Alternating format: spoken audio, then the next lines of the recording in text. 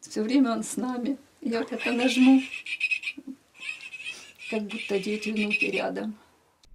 Этот брелок – подарок внуков. Галина Васильевна вынесла из-под обстрелов. Документы, фотографии, любимые духи – все, что удалось взять с собой. Уехать из родного Дебальцева женщина с онкозаболеванием и ее муж успела перед самым штурмом. Вот наша беседка. Ее уже нет, разбитая. Уже ее нет, да. По поводу Николай Андреевич ходит к колодцу по 5 раз в день. Туалет также на улице. Во дворе пенсионер даже соорудил летний душ, другого нет. А сейчас купаемся, вон, где-то квартиру нанимаем. Людям надо заплатить за воду и только так. Комнату в общежитии пенсионеры снимают уже 2-й год. Кроме них на все здание только 2 семьи. Долгое время жилье пустовало. Пенсия и государственная помощь меньше 4500 гривен на двоих. На эти деньги можно было бы прожить, если бы не болезнь жены, говорит Николай Кустов. С 2002 года женщина борется с онкозаболеванием. После курса лечения болезнь на время отступила, но снова обострилась, когда началась война. Чтобы остановить разрушение костей, нужно пройти облучение и курс химиотерапии. Их семья не может себе позволить. Спать по ночам не дают и мысли о доме. Дом – это наша страна. Это наша Украина. Ну, мы всегда с Колей переживали, началась война. Так было обидно, что так произошло. Наш дом, конечно, там остался в Дебальцево. Вся душа там и все там. Много спасают книги. Николай Андреевич регулярно приносит их жене из библиотеки. Сам, чтобы не думать о доме, с головой уходит в работу по хозяйству. Сами знаете, все-таки не дома. Тяжело жить. В таких условиях, когда вот квадрат один, и тут второй квадратик. Ну-ка, что это за жизнь такая? Вот. Как говорится, что где бы мне было хорошо, а дома лучше. В нескольких километрах от Боровой село Пески-Радьковские. Там наша съемочная группа встречается с мобильной бригадой волонтеров. Есть среди них и психолог, которая сама уехала из захваченного войной Донбасса. За помощью юридической, психологической, продуктовой многие пришли с детьми.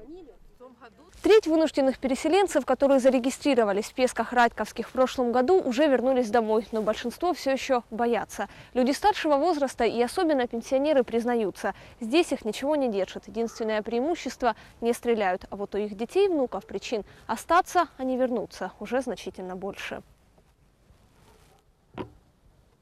Детские садики села приняли до 500 малышей с Донбасса, а школа пополнилась еще на 40 учеников, хотя некоторым и пришлось пропустить год обучения.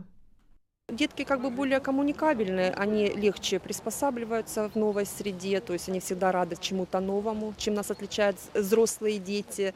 Взрослые пугаются новому, а дети радуются новому.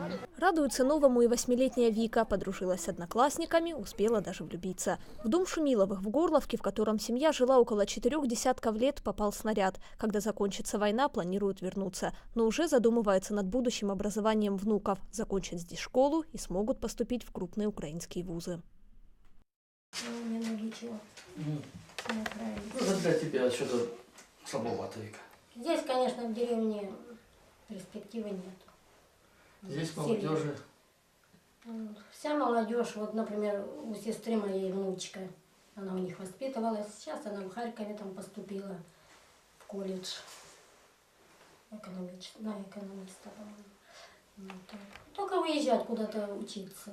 В последние месяцы все больше вынужденных переселенцев действительно возвращаются домой, отмечают в ВКБ ООН. Причин много. Стали меньше стрелять, многие не нашли работу и переживают о своих домах. Очень немногие из нас прервут обучение ребенка, чтобы вернуть его назад прямо посреди учебного года. Такое решение может быть вызвано главным образом трудностями, которые встают перед семьей, отчаянием, с которым сталкиваются люди, когда пытаются найти лучшую жизнь. Жизнь, где они трудоустроены и могут работать. Но семьи с детьми все же предпочитают не срываться с места. С аттестатами так называемых ДНР и ЛНР выпускники не смогут получить украинское высшее образование. Для Кустовых и тысяч других семей старшего возраста дом все так же на Донбассе. Там осталось слишком много, чтобы начинать жизнь с нуля. А вот молодым еще предстоит выбирать между старым и новым домом, говорят психологи. В отличие от своих родителей, они быстро адаптируются и всего за 1,5 года могли приобрести больше, чем потеряли. Заберу.